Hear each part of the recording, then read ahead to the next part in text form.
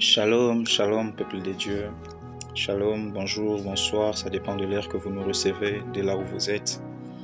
C'est encore un honneur pour nous de venir encore aujourd'hui lundi, vous présenter ces programmes merveilleux au Icodome dont vous avez certainement déjà intégré dans les habitudes de suivre chaque lundi à 20h. Ce soir, nous avons l'honneur de vous le présenter une fois de plus. Et on va prier pour commencer notre programme. Seigneur, nous te bénissons. Te rendons grâce pour l'opportunité que tu nous accordes, encore une fois de plus, d'être dans ta présence, moi ainsi que tous ceux qui me suivent, afin de partager tous ensemble autour de quelque chose de merveilleux dans ta parole. Seigneur, permets que ce que nous allons dire en ces lieux, ce que nous allons révéler en ce moment, puisse transformer la vie de quelqu'un et la pensée de voir, la façon de voir, allais-je dire, de quelqu'un. Afin qu'une personne qui aurait suivi ceci change sa façon de voir des choses, mais surtout que nous te fassions tous confiance, car tu n'as que des plans de bonheur pour nous. Viens nous assister pendant ces vingtaines de minutes, afin que tout soit conduit par l'Esprit et que la gloire revienne tout entière au Dieu qui les mérite. Au nom de Jésus-Christ. Amen. Merci beaucoup. Nous sommes heureux, comme je disais, de présenter une fois de plus ces programmes en ce jour de lundi.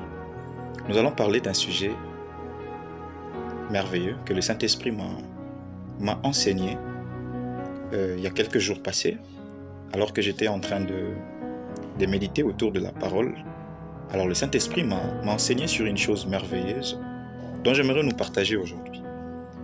J'aimerais nous partager autour du meilleur moment pour faire confiance à Dieu.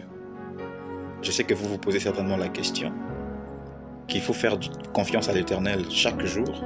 Je suis d'accord avec vous. Chaque heure, je suis très d'accord avec vous. Je suis très d'accord avec vous quand vous pensez aussi qu'il faut le faire chaque minute, chaque seconde, pourquoi pas chaque tierce. Mais je nous parle du meilleur moment. C'est un moment où nous n'avons plus souvent la force et le courage de croire que l'Éternel est avec nous. Et très souvent, c'est les meilleurs moments de faire confiance à l'Éternel. Je suis en train de parler d'un moment où nous avons toujours fait confiance à l'Éternel, mais lorsque de tels moments nous arrivent dans la vie, tout un chacun de nous se sent désespéré, et très souvent, beaucoup ont tendance à négliger Dieu. Je parle de moments comme des moments qui sont arrivés au patriarche Job, des moments qui ont poussé même à sa femme de lui dire « Réunis tout simplement ce Dieu et meurs ». Il s'agit de moments où, quand ça nous arrive, même ceux qui nous entourent pensent exactement comme la femme de Job ou encore les amis de Job. Sauf nous-mêmes, qui pouvons nous retrouver dans une situation où nous devons toujours faire confiance à Dieu. Et surtout, il s'agit du meilleur moment, celui-là, pour faire confiance à l'Éternel. Mais pourquoi un tel moment est-il un très bon moment pour faire vraiment confiance à l'Éternel? Qu'est-ce que ces moments cachent exactement pour que nous en parlons aujourd'hui comme étant le meilleur moment pour faire confiance à Dieu? Y a-t-il un mystère derrière un tel moment? Est-ce que Dieu aime-t-il des moments compliqués? Ce sont des questions que nous pouvons nous poser au-dedans de nous. Est-ce que Dieu aime-t-il des moments compliqués pour que nous puissions le faire confiance exactement dans ces moments-là? Est-ce que serait-il derrière tous les moments compliqués des hommes?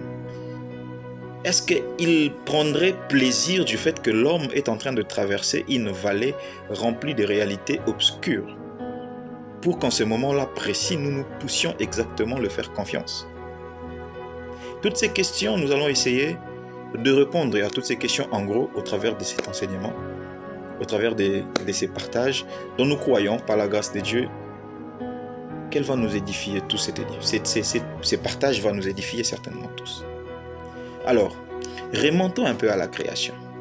Nous le savons tous que la création, lors de la création, il y a beaucoup de mystères, bien évidemment, qui restent en suspens, dont nous savons que Dieu a créé, mais il y a beaucoup de réalités, beaucoup de mystères qui sont cachés autour de la création. Je suis en train de parler d'une réalité que le Saint-Esprit m'a enseignée dernièrement alors que j'étais en train de méditer autour de la création. Il m'a enseigné une chose merveilleuse. La phrase que j'ai entendue dans mes oreilles, c'est que Dieu n'a pas seulement créé les choses qui existent, Dieu n'a pas seulement créé l'homme. Je rentre dans les choses. Dieu n'a pas seulement créé des choses qui existent, mais au-delà des choses qui existent, Dieu a aussi créé les réalités qui accompagnent ces choses. Et ce soir, nous allons exactement parler de ces réalités-là. Dieu n'a pas seulement créé les choses, mais Dieu a également créé les réalités qui entourent ces choses. Parlons de quelque chose qui s'est passé au 4e jour de la création. Nous sommes dans Genèse chapitre 1, le verset 14. La Bible dit, Dieu crée des luminaires. Parmi les luminaires que l'Éternel a créés, il y a le soleil, il y a la lune et il y a les étoiles. Souvenez-vous, au premier jour, Dieu a dit que la lumière soit. Et la lumière fut. Et Dieu a vu que la lumière était bonne, il a séparé la lumière des ténèbres. Ça veut dire, il y avait et la lumière et les ténèbres.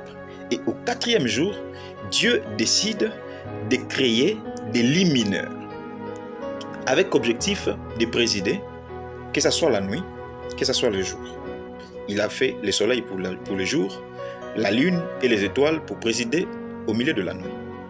Mais il y a quelque chose de merveilleux qui est dit par rapport à cela, au-delà du fait que ces luminaires devaient présider le jour et la nuit, mais ils étaient aussi censés de marquer les époques, marquer les saisons.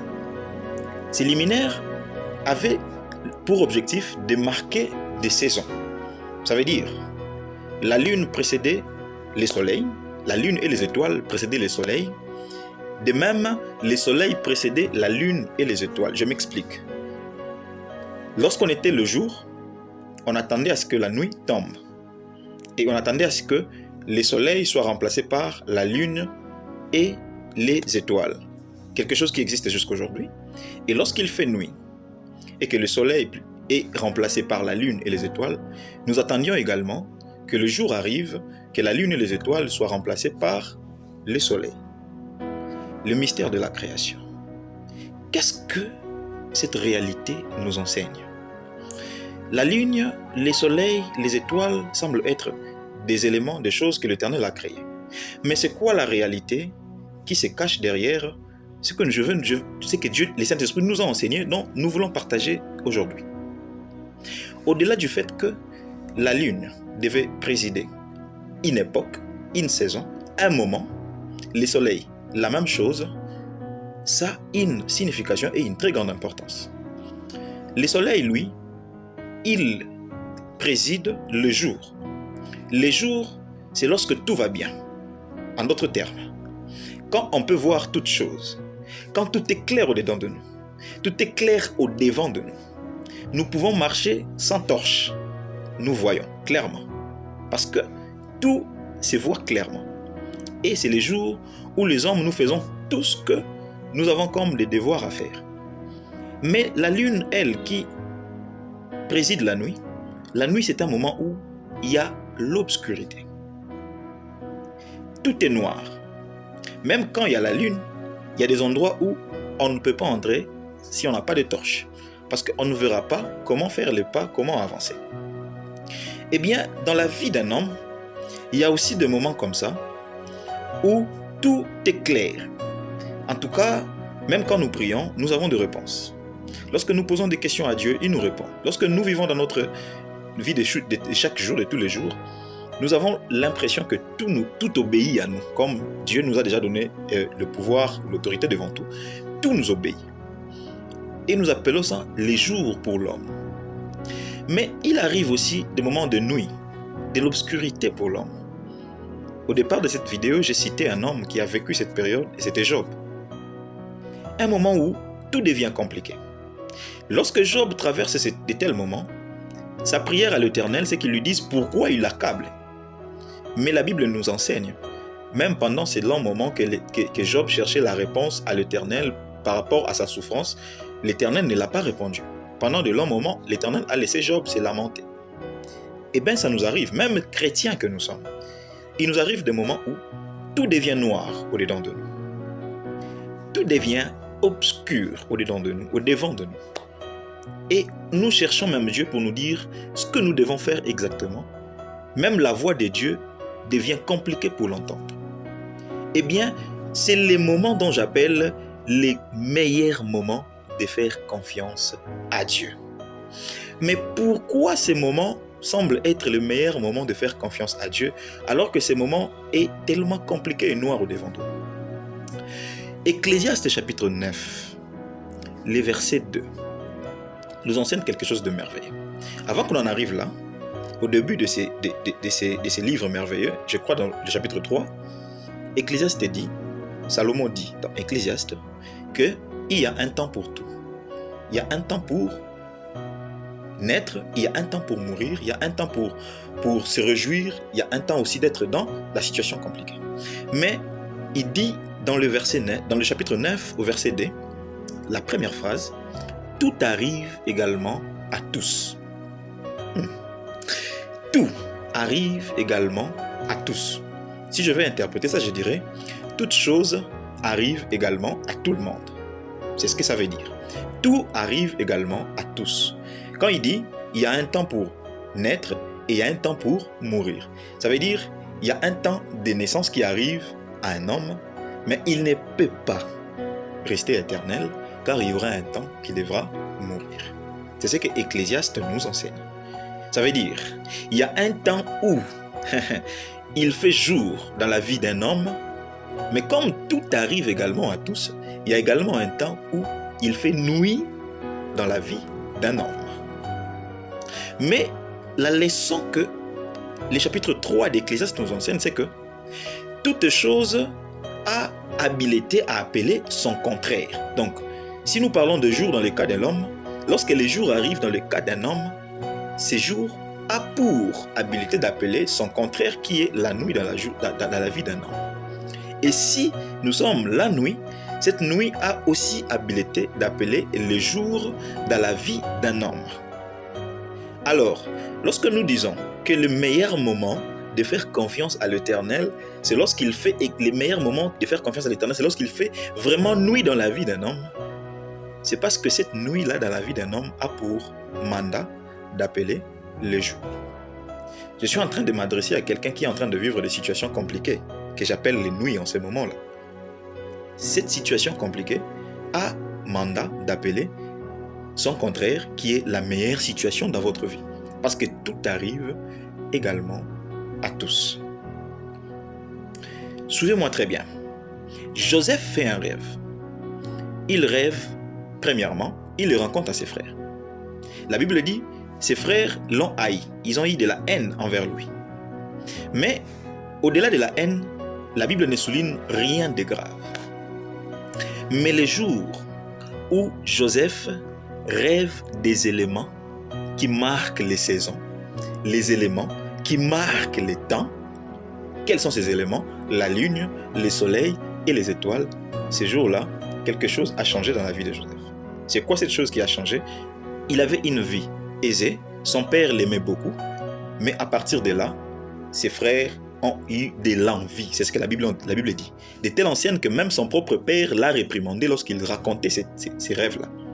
Et par la suite, Joseph a été vendu. Joseph vient de rêver quelque chose de bon. Mais ce qu'il vient de rêver vient de le introduire dans une obscurité. Pendant un moment, il était chez Potiphar. Pendant un moment, il était en prison.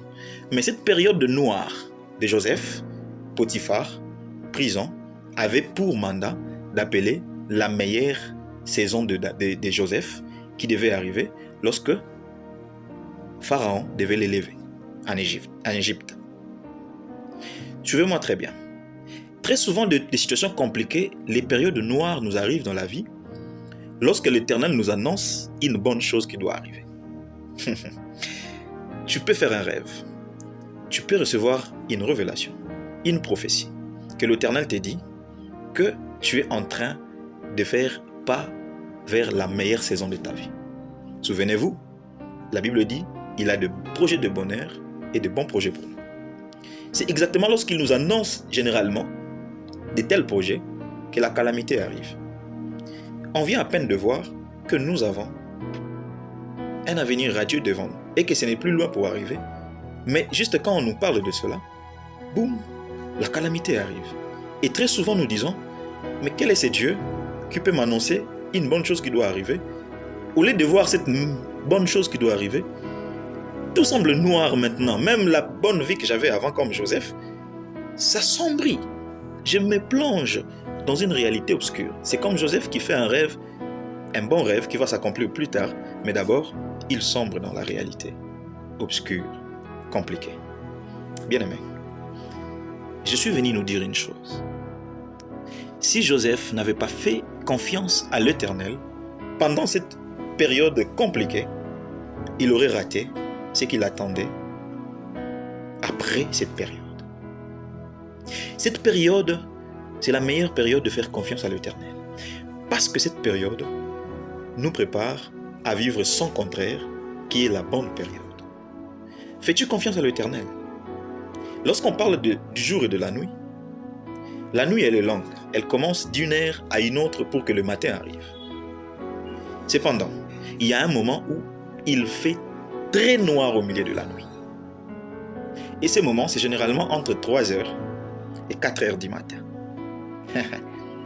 Je suis venu dire à une personne une chose, qui est exactement dans une période où il fait exactement très noir dans votre vie, que 3h et 4h, ce sont des périodes qui se rapprochent des 5h du matin.